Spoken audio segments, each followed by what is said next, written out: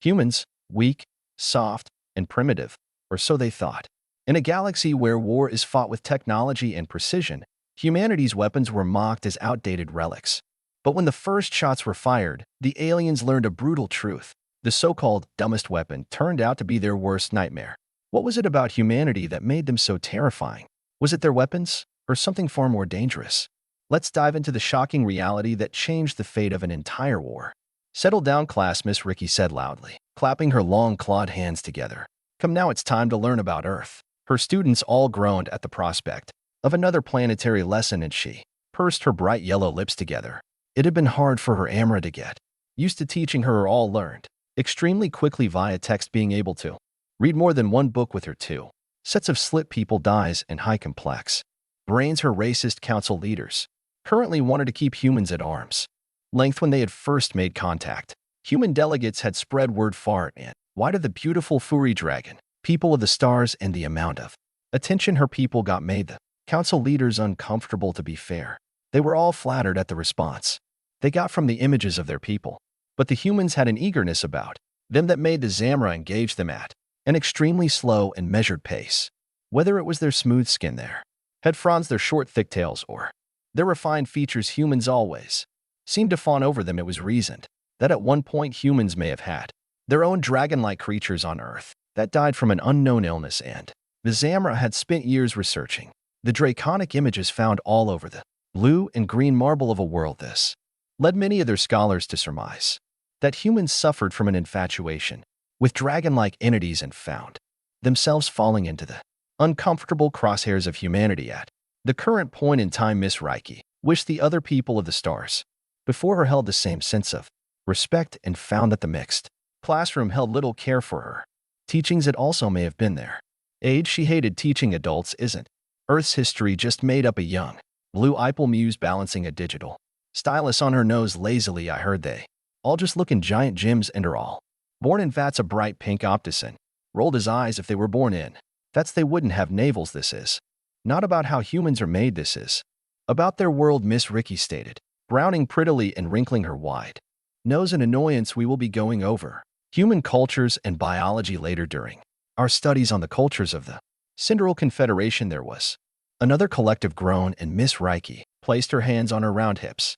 Really, now this is supposed to prime you all for your future professions. How are you going to know what to expect when visiting other planets? I'm sure you've all heard of the folly that came before the optician visit to Earth. Miss Reiki growled out, now crossing her arms. All of the optician in the classroom grimaced, remembering all too well the splash they made by their first pilots burying their craft into the dirt of Earth. The same young Euro, balancing her stylus, snatched it off her nose when another of her fellows spoke up, a male Ural with fur like furlight that's not even going to change anything, though they may be working out their muscles on that stupid orbital platform, but their hearts still grew too weak from their lack of gravity, or even use thereof. If the optician even run too much, they can risk heart failure. May as well put them in pressure suits as they frolic around the flowers, the blue female Ural said, grinning at the male Fangla. Before Miss Reiki could make them be quiet, multiple optician came up onto their feet in outrage, despite the sudden exertion making them break out into a sweat. We do not need suits to be on Earth, the pink male optician called out, slamming his clawed hand as hard as he dared onto the table they all shared. Perot, we can earn our way through strength like the rest of you. A yellow female optician rounded on the blue female Ural. All of us have been working out entire base converted into gravity chambers so we can toughen ourselves too long enough. All you did was hide and mine asteroids the entire war. The blue female Ural growled out, leaning back in her seat smugly. Miss Reiki slammed her thick hands against her own table, rattling her data slates and causing her mantle of jewelry to rattle against her shoulders. That is enough. Sit down now. I will not have this decisive talk in my classroom. All of the Ural and optician saw how Miss Reiki's head fronds were expanding out vibrating with her rage, and they all either leaned forward in their seats or sat back down. Zamra may have been a bookish race, but they still had the ability to attack the mind should they get riled up enough. Miss Reiki cleared her throat, smoothing down the front of her teaching robes and resettling her mantle of duty. Right, the Karlakpo and Jin within the room looked at each other with awkward side glances, the Jin being the most confused. They were new to the Cinder Confederation, the four-armed triangular headed race having been nearly destroyed completely during the war against the Dairy are like the others they were seeking, to pay back the humans for just barely keeping their culture alive and numbered. Only in the low millions from the billions they were at their peak. One of the braver ones held up his hand, his eyes barely visible underneath the curved masks they all wore as they did not show their face to anyone but their future or current spouse. So Earth. Yes, Earth, Miss Ricky said, turning and tapping the data screen so it came back to life. Earth is what many classify as a death world. Is that because of how boring it is? The blue female Ural spoke up again, and the males around her rolled their eyes. This time Miss Ricky spun around, her head fronds out and deployed, and she fixed the Ural with a steely glare. Miss Mirik clapped her hands to her head, her body suddenly filled with immeasurable dread. Wait, Mirik began to wail, her fingers digging into the fur of her head as Miss Ricky focused her will on the insolent Ural. Be quiet, Miss Mirik, Miss Ricky said firmly over the cries of the Ural, her draconic fronts quavering. Mir was writhing on the ground now as she cried out, "Okay, I'm sorry, stop. Stop it." Miss Ricky's fronds began to slowly stop quavering and deflated, laying down neatly against her head and neck as she looked around the room. Anyone else wishing to disrupt my class? Many heads shook back and forth, the G, wondering to themselves just what the hell they got themselves into. Miss Ricky cleared her throat, smoothing down her robes again as she gestured toward the screen. As I stated, many classify Earth as a death world due to its abnormally high gravity inhabitants and their culture. Humans, as we all know, are an extremely militant race when compared to the rest of us, and hone their skills for war by battling amongst themselves for thousands of years, though some speculate longer. Their gravity has allowed them to grow extremely thick-muscled, and thus their strength is also quite high. Those of the Confederation who are currently training with the humans have made note that they tire far quicker and cannot last as long in combat trials in comparison to the humans currently training on other worlds in agreement with the military exchange program have made a mockery of them, dominating the training with ease. Miss Ricky said, tapping her fingers together and making the data screen flick through multiple pictures of humans throwing Euro-like sacks of grain through the air or bending Zamra nearly in half during my combat trials. While clever, they lack the focused intelligence that the rest of us possess, but that is not to mistake humans as stupid. They are highly dangerous predatory beings that can think extremely quickly and make calculations on the move that even the opticians struggle with. They merely lag behind in raw intelligence, but there is a notion that they may not lag for long.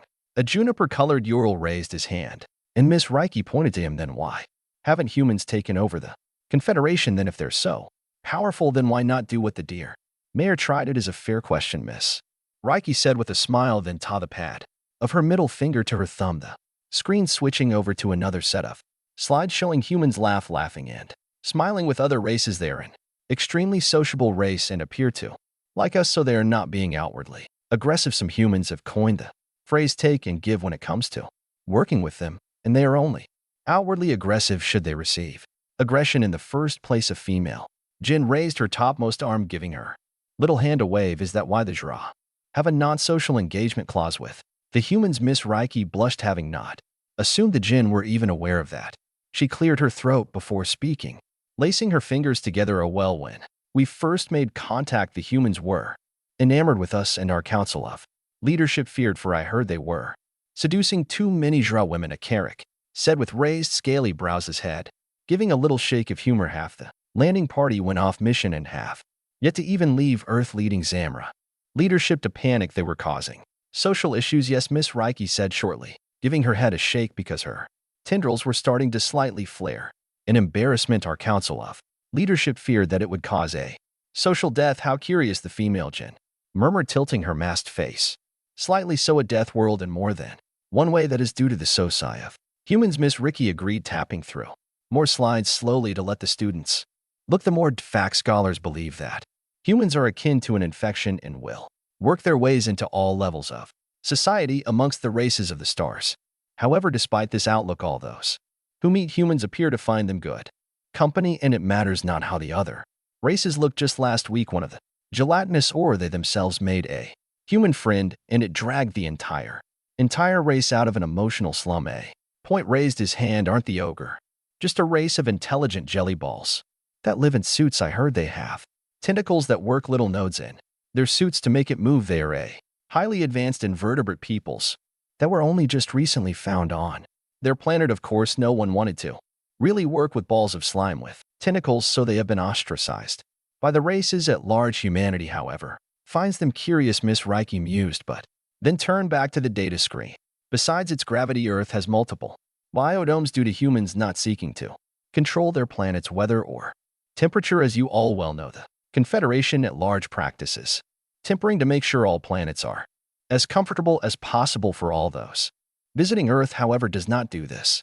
Miss Reiki waved her hand at the screen, and it zoomed in towards a flat image of Earth and its zones of temperature. Some areas can go as low as 35 ch or 135 degrees Fahrenheit. As to human measurements, on the other hand, it has been recorded as being as hot as 34 chat or 134 degrees Fahrenheit. They don't live in those areas, do they? Male Ipel asked, staring up at the screen in confusion. And why would they just allow temperatures like this? I couldn't tell you why they allow it, Miss Reiki shrugged, speaking matter-of-factly.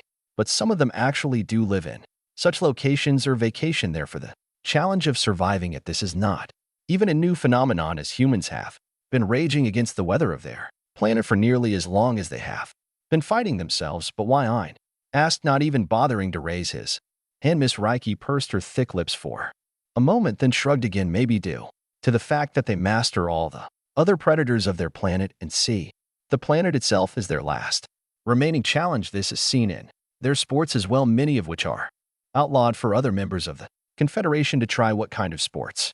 A female Jean called out in excitement, nearly coming to her feet. Is there wrestling? Miss Reiki giggled politely, quickly tapping her fingers to her palm to switch slides over to human sports. Oh, yes, quite a few that are all very much allowed by the Confederate, but extreme human sports are outlawed for their death rate. They have sports where they die. The Jinn asked again. Quite a few.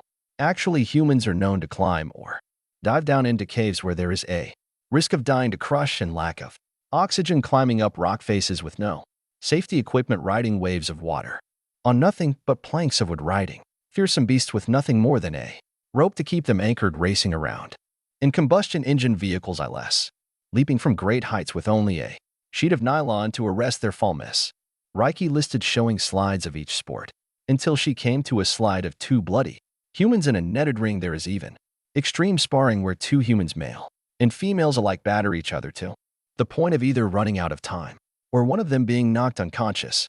Miss Reiki grimaced at the slide of a female human bleeding profusely from the face, then switching to another slide. Humans may be trying to beat death itself, running out of enemies that are unbeatable. You said they ride great beasts? Ao asked, her hair glittering gold in the light of the classroom. What kind of beasts? I thought all planets rided themselves of large predators and such for safety reasons. Miss Reiki actually laughed. Yes, this is true, but humans do not abide by such rules. They believe it is, how did they say, unfair? Unfair, the PO snorted. What is unfair about evolution? We destroyed every predator and animal larger than a boom so that our planet is completely safe. Why even keep big animals alive in cages? Cages? Miss Reiki asked with raised brow ridges. You think humans keep the big animals in cages? The point blanched, her fully yellow eyes going wide.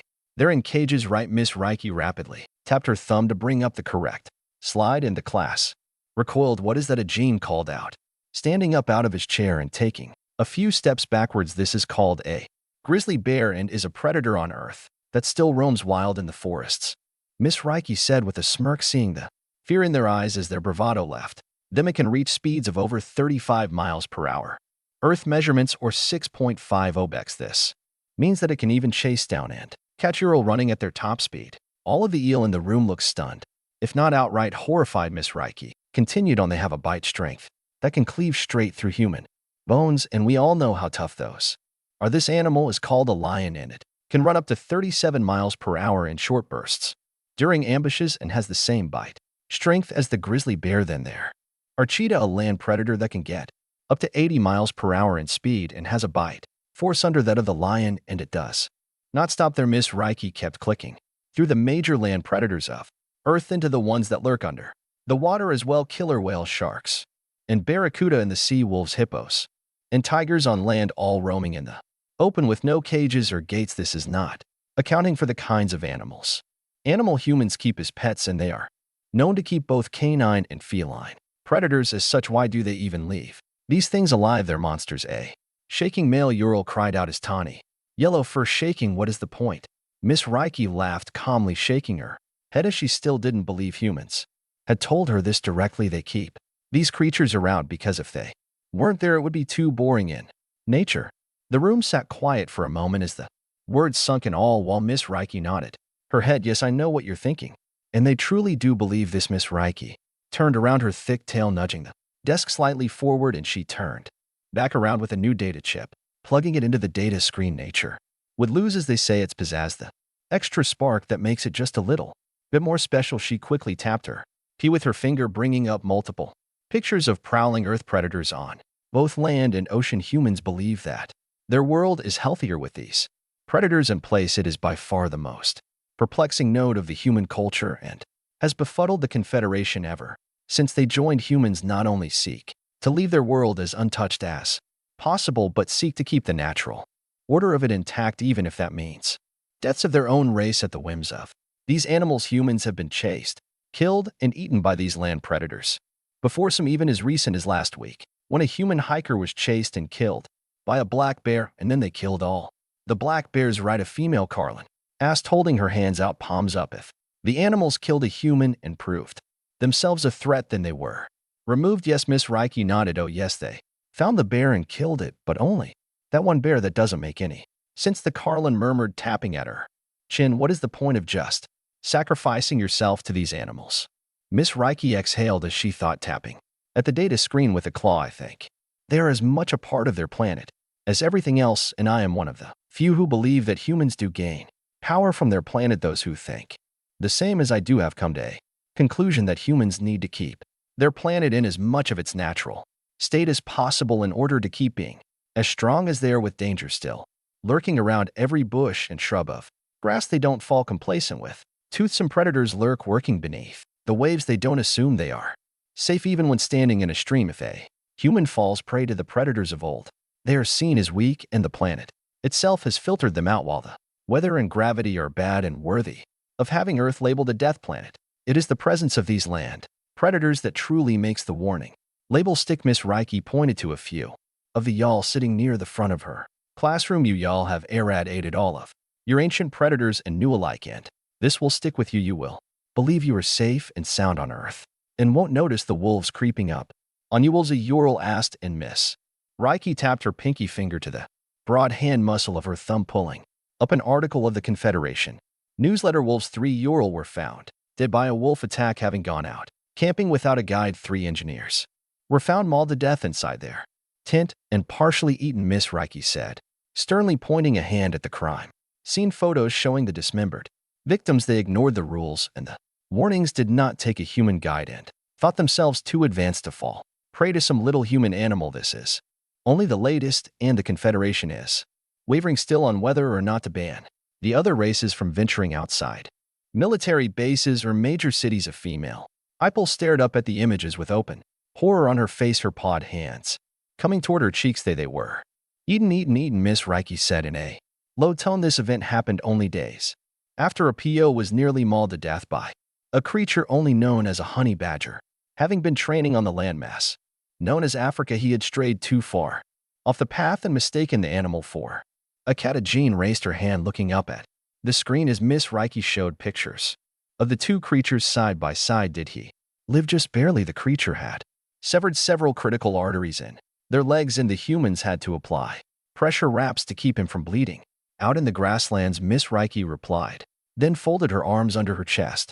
Humans thrive in these conditions of danger, and it is why all of you must exercise extreme caution. If you find yourselves on Earth, you are not built like humans and do not have the honed minds of them. There is even rumors of humans having a sixth sense, an innate way to know when danger is near without ever setting eyes on whatever it is that is threatening them. We believe this was instilled in them by other creatures. Mirik turned her head towards Miss Reiki, having been staring at the slide showing an earth and maned wolf. Other creatures, the things we believe the humans did try to exterminate but have failed to do so. These beings are cemented in their folklore as things that even frighten humans and are rare, hiding in the deep woods or far underground, Miss Reiki said as she turned the slide to a horrifying creature, sporting gnarled horns on its skull head and grotesque dangling limbs. These are creatures known as skinwalkers, a horrifying biological monstrosity that while first thought to be made up, have been confirmed by leading IPL and PA